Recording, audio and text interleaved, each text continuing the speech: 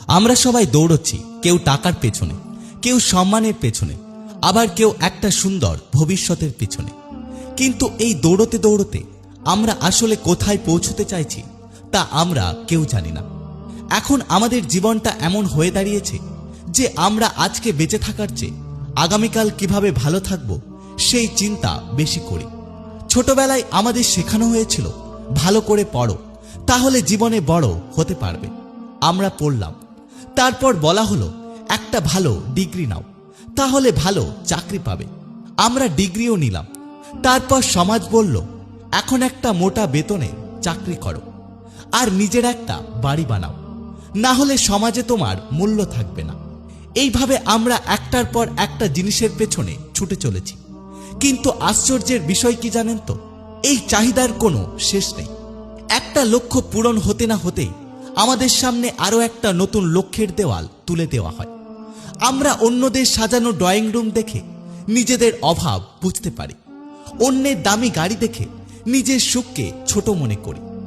অথচ দিন শেষে আমরা সবাই একই দীর্ঘশ্বাস নিয়ে বিছানায় শুতে যাই। আপনার কি মনে আছে শেষ কবে আপনি কোনো কারণ ছাড়াই প্রাণ খুলে হেসেছিলেন? শেষ কবে রাস্তার ধারে চায়ের দোকানটায় বসে বন্ধুদের সাথে কোনো কাজের কথা ছাড়া শুধু এমনি আড্ডা দিয়েছিলেন? হয়তো আপনার মনে নেই, কারণ আমরা তো বড় হয়ে গেছি, আমাদের এখন অনেক দায়িত্ব। আমরা ভাবি এই প্রজেক্টটা শেষ হোক, তারপর শান্তিতে ঘুমাবো, এই মাসটা পার হোক, তারপর পরিবারকে সময় দেব। কিন্তু একটা কথা মনে রাখবেন, এই তারপর শব্দটা একটা মরীচিকা। আপনি যত এর দিকে এগোবেন সে ততই দূরে সরে যাবে। আমরা আমাদের জীবনের শ্রেষ্ঠ সময়গুলো বিসর্জন দিচ্ছি এমন এক সময়ের আশায়, যে সময়টা আদেও আমাদের জীবনে আসবে কিনা তার কোনো নিশ্চয়তা নেই। বাবা মা ফোন করলে আমরা বলি এখন ব্যস্ত আছি, পরে কথা বলছি। অথচ কোনো একদিন যখন ফোনের ওপাশ থেকে সেই চেনা কণ্ঠস্বরটা শোনা যায় না, সেদিন আমরা ছটফট করি। আমরা আমাদের সবটুকু ব্যাংক ব্যালেন্স ঢেলে দিই, কিন্তু সেই চেনা মানুষটার সাথে 1 মিনিট কথা বলার সুযোগ পাই না। আমরা আমাদের সন্তানের জন্য সম্পদ গড়তে ব্যস্ত, কিন্তু তাদের সাথে কাটানোর মতো সুন্দর স্মৃতি গড়তে চাই না। আমাদের সন্তান আমাদের দেওয়া দামি খেলনার চেয়ে আমাদের সাথে কাটানো সেই বিকেলের ফুটবল খেলাকে বেশি ভালো মনে করে। টাকা দিয়ে হয়তো আপনি আরাম কিনতে পারবেন, কিন্তু কখনোই শান্তি নয়। টাকা দিয়ে হয়তো আপনি দামি বিছানা কিনতে পারবেন, কিন্তু কখনো ঘুমকে নয়। আজ আয়নার সামনে একবার দাঁড়ান, নিজের ক্লান্ত চোখ দুটোর দিকে তাকিয়ে নিজেকে প্রশ্ন করুন, আপনি শেষ কবে নিজের জন্য কিছু করেছিলেন? আপনি শেষ কবে নিজের জন্য বেঁচেছিলেন?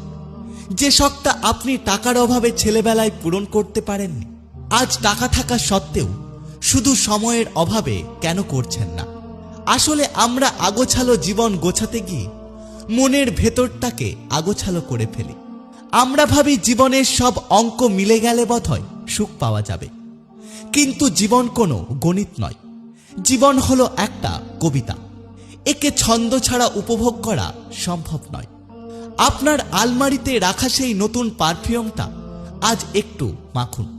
প্রিয় মানুষটাকে আজ বলুন আপনি তাকে কতটা ভালোবাসেন, কারণ হাসপাতালের আইসিইউতে শুয়ে থাকা মানুষটা তার অসম্পূর্ণ কাজের জন্য আফসোস করে না, সে আফসোস করে সেই মুহূর্তগুলোর জন্য যা সে নিজের জন্য বাঁচতে পারেনি।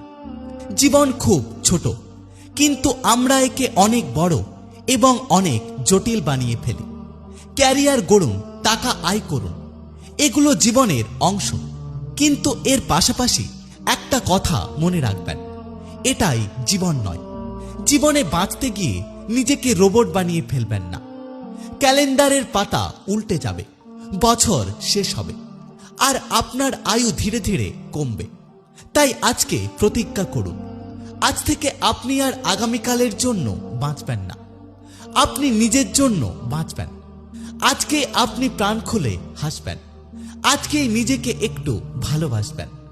একটা কথা মনে রাখবেন, আমাদের জীবনটা গোছানোর জন্য নয়, বরং আমাদের জীবনটা উপভোগ করার জন্য। কারণ শেষ যাত্রায় আপনার সাথে আপনার ঘরবাড়ি কিছুই যাবে না, শুধু যাবে কিছু মানুষের ভালোবাসা আর আপনার কাটানো সুন্দর মুহূর্তের কিছু স্মৃতি।